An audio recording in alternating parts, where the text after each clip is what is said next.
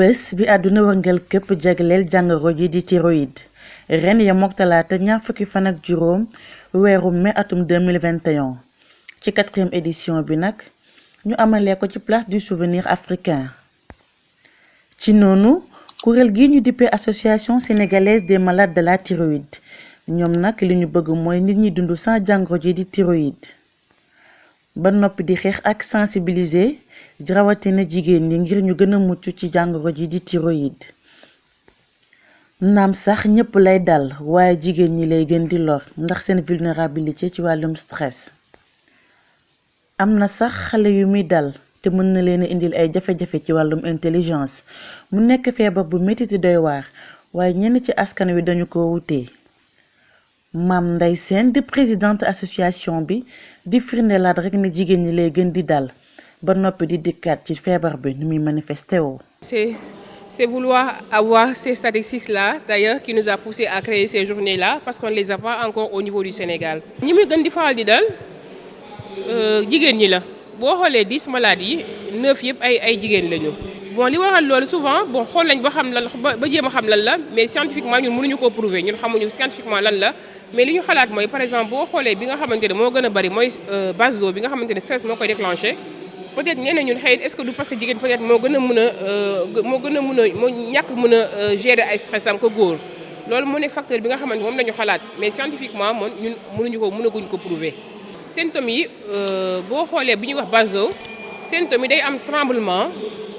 loxo yi dañuy lox day am palpitation au niveau du cœur day am bëti dañuy génn mooy li ñuy wax exophthalmie da ngay maigrir dangereusement. te da ngay lekk ba teewul ne da ngay lekk te li ngay lekk du feeñ fenn yooyu yëpp ay symptômes yi nga xamante ne symptôme maladie de Basedow la. Rose Wardini di marraine bés bi di rafet lu baax lañ ko dippee bés bile ba noppi di wax ni pare na pour joxe laboratoire am bi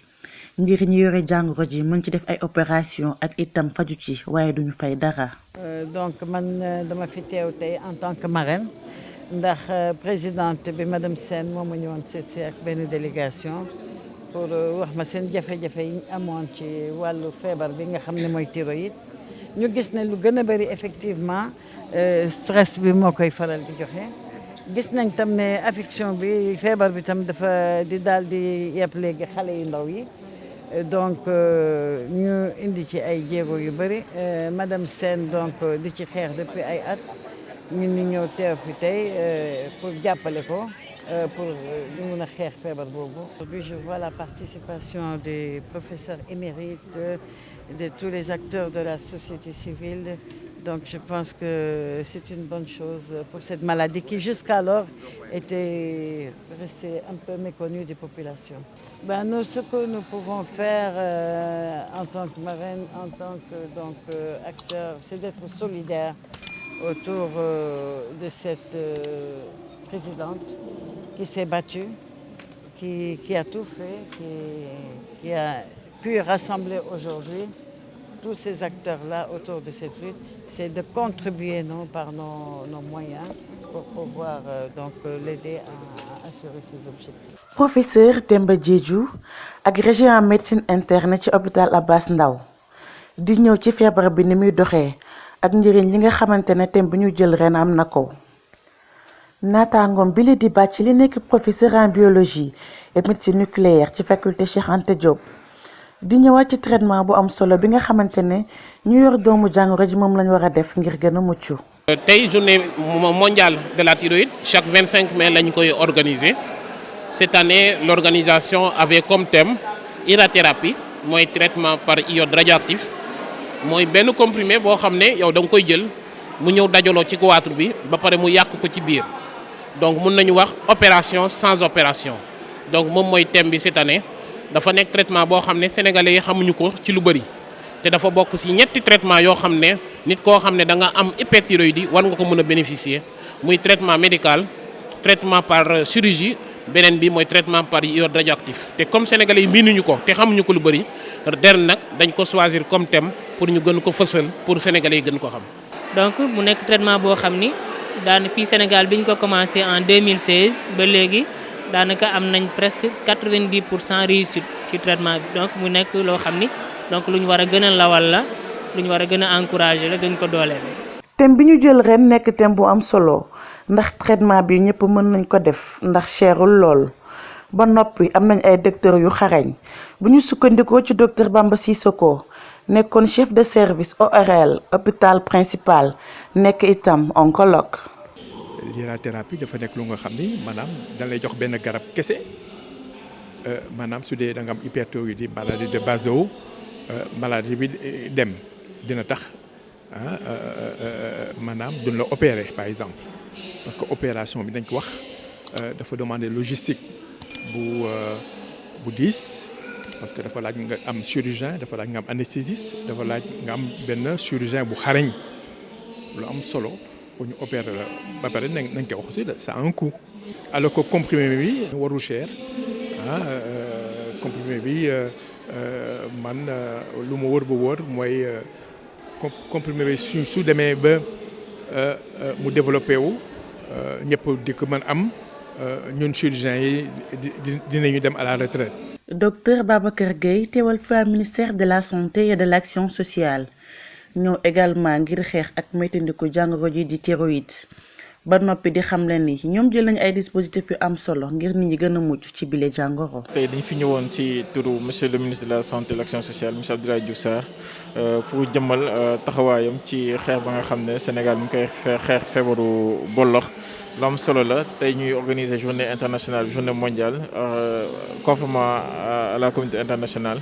te tey dañu retenir thème bu am solo mooy ban njeexital la xam ne faj bi nga xam ne ci wàllu médecine nucléaire la ci wàllu irathérapie naka lañ ko mën jëmbalee fii ci Sénégal pour mu gën a dëgër donc tey dañ ñëwoon pour wax que ni Sénégal mu ngi ciy liggéey bu am solo déjà au niveau de l'hôpital général Idrissa Pouye am na fa ay prise en charge bi nga xam ne tàmbali nañ ko mais pour gën ko ñoñal Sénégal mi ngi liggéey ak agence internationale de l'énergie atomique mooy kuréel ba nga xam ne moom lañ dénk wàllu médecine nucléaire ci àdduna bi yëpp pour que dispositif yooyu nucléaire yooyu ñu am ko Sénégal pour que sénégalais yi en tout cas ñaanuñu ko mais ku ci am goiat ba nga xam ne war nañ ko faj ci wàllu boobu ñu mën ko am fii ci réew mi. deuxième élément bi mooy aussi wax nañ ko sànq ci biir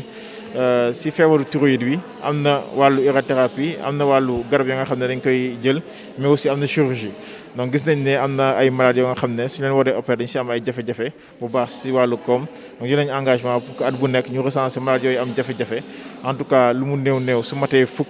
au moins ñu jëm leen opérer te nga xam ne duñ ci fay dara bu gën a ñoñal seen nekkin. Madame Ngoné Fall nekk présidente réseau international des Amazones leaders du Sénégal moom nag dafa ñëw ngir soutenir marraine bi di Rose Wardini ba noppi di rafetlu décision bu am solo bi nga xamante ne jël na ko ndax moom ci social rek lay dox. Madame Rose Wardini moo ñu invité woon pour vraiment ñu ànd ak moom ñëw déglu bu baax li nga xamante ne ni moom lañ fi wax tey te mu jëriñu lool. moom day évolue dans le domaine de la santé en plus dans le domaine du social kon defe naa bu jëlee fii ay mesures du guléet parce que yàgg na dimbali waa Kaolack partout au Sénégal di dimbali xale yi di dimbali jigéen ñi kon loolu ñun ñi rek suñu askan bi ñu bokk rek suñu réseau bi ñu bokk rek promettre nañu ay consultation gratuite ak loo xamante ne ni day jëriñ jigéen kon bu jëlee fii mesures yu am solo yi nga xam ne nag lu mu jëfee lu mu waxee daf koy jëfee ndax c'est une dame de parole nit ku fonk nit ku respecté nit ku social kon vraiment cër yi mu jël fii dañ ko rafetlu bu wér a wér ci joxe laboratoire am gratuitement pour la consultation et l'opération qu'on doit faire pour les autres vraiment dañ koy rafetlu trop. docteur Bamba Sissoko di fàttaliwaat rek ne feebar bi mën na dal ñëpp naam sax jigéen ñi lay gën di lor waaye ñu koy teel a faj bu dee teel nañ ko nemmeeku ndax mën na indil ay njeexital doomu aadama bile. naataangoom bii nag di docteur Babacar Gueye di ñaax askan wi ngir ñu gën a mën a taxaw ñi nga xamante ne ñoo yor jàngoro ji di thyroïde. mun na dal ñëpp mun na dal ñu góor yi ñu jigéen ñi feebar la bu nga xam ni c'est très important mais nit yi ñoom kii wuñu ko woon tellement jigéen ñi lay gën a dal parce que jigéen ñi sont plus certainement sont plus sensibles comme ni ñu ko waxee sànq maladie golox boobu lu koy gën a rey wala lu koy gën a yokk mooy lu nga xam ni métabolisme basal la mooy lu nga xam ni moo amee kii te jigéen ñi dañu bari fitna bi ak stress bi tax na comme ni ma ko waxee sànq jigéen ñi Sénégal la ñu nekk jigéen ñu xam day mën muñ dañuy gàddu dañuy denc dañuy nëbb seen stress duñ ko wax kenn stress boobu nag moo leen di gaañ stress boobu su leen gaañee nag mu andi la ay complications hyperthyroïde gis naa ñu nga xam ni malheureusement par exemple fase nañ leen ci erreur te fekk tout simplement su leen traité woon rek dañuy sedd guy comme xar. sensibilisation bi ñuy def mooy ñu intégrer ko ci sensibilisation de tous les jours donc Sénégal la nga xam ne moom lañ gën ko ràññee ci wàllu wér-gu-yaram mooy am na dispositif communautaire bàjjen gox yi relais communautaire yi tout le temps dañuy dem ci kër yi di yeey askan bi donc ñooñu aussi dañuy war a tàggat pour que suba suñuy dem ci kër yi di wax wàllu sibiru wàllu feebaru sëqër wàllu doomu jàngoro VIH ñu waxaale aussi feebaru goitre bi. Professeur Demba Diédhiou duñu xamal naka la ñu mën a def ngir gën a moytandiku jàngoro ji di thyroïde. naam sax dina xaw a jafe lool bu dee professeur Bathily nag moom mi ngi ñaax képp koo xamante ne famille dafa am jàngoro jile mu ciy bàyyi xel. bu mu toll nii pour moytandiku feebar goitre dafay xaw a metti parce que facteurs yoo xam ne ñoom ñoo koy yee facteurs yooyu nag à part le stress c'est des facteurs yoo xam ne ndondon bi la moo tax nag à part traitement par sel iodé boo xam ne dañ koy yokk ci suñu xorom pour wàññi yenn façon goitre yi. le premier traitement mooy lan naka la ñu mën a fexe ba nit koo xam ne da nga am feebar goitre buy soog a dal nga xam signes yi boo xamee signes yi da ngay teel a ñëw boo teelee ñëw nag ñu teel la faj te gis nañu ni ñoo xam ne dañ leen di feel faj si leen di seen faj bi wala seen traitement gën a gaaw ba pare du ñu am complication. bu fekkee am na sa famille yow tu peux être prédisposé à am ko mais ça ne veut pas dire que da nga koy am donc yow bu fekkee sa famille am na ko da nga ciy bàyyi xel que mën nga ko am waaye du forcer da nga ko war a am aussi ñuy éviter stress yi. donc aussi di ñaax suñu mbokku góor ñi ñuy xëy na ñuy gën a dalal jigéen ñi ci néegu sëy yi donc di wàññi stress bi foofu aussi ndax seetlu nan ci jigéen ñi ñuy recevoir ñi ci gën a bari jafe-jafe yi ci wàllu néegu sëy donc xëy na loolu aussi buñ ko wàññee dina leen gën a wàññi feebar bi ci jigéen ñi. Mame Ndeye Sène di woo nguuru Sénégal ngir ñu gën a jàpp ci prise en charge bile ndax cher na lool te ñëpp mënuñu cee jotandi. prise en charge bi bon état bi jëlagu ci loxo mais ñi nga xamante ne aussi mooy ñuy accompagner ministère de la santé mu ñuy accompagner côté par exemple la journée mondiale bu ñu koy organiser dañu ñëw en appoint daa aussi bi nga xamante ne Covid am na aussi ñoom aussi ils sont intervenus épaulé nañu par rapport à certaines choses yoo xam ne jàppale nañu si bu baax a baax mais côté recensement de la maladie côté analyse yi aussi côté opération yi vraiment bëgg nañ kuñ ci jàppale daal parce que métti na trop daal parce que déjà balaa ngay opérer di nga def 2 ans de traitement yoo xamante ni il faut nga stable boo stable par yu lay doog a opérer te loolu aussi ku xamante ne amul imputation amul mutuelle day xaw a compliqué si moom. bés bu àdduna wërngal këpp jagleel jàngoro ji di thyroïde di feebar bu métti te doy waar ba tax association sénégalaise des malades de la thyroïde di kuréel bu taxaw ngir sensibiliser ak jàppale ñi nga xamante ne ñi ngi dund ak jàngoro ji di thyroïde ginnaaw loolu nag ñoo ngi ñaax askan wi ngir ñu gën a moytandiku bile jàngoro ba noppi di wax waajur yi ñuy bàyyi xel seen doom yi ngir bu leen dalee ñu teel ko faj di ñaax itam góor ñi ñuy gën a jàppale jigéen ñi nga xamante ne dañuy dund ak jàngoro jile di thyroïde. Hann TV télé askan bi. Hann TV télé askan bi.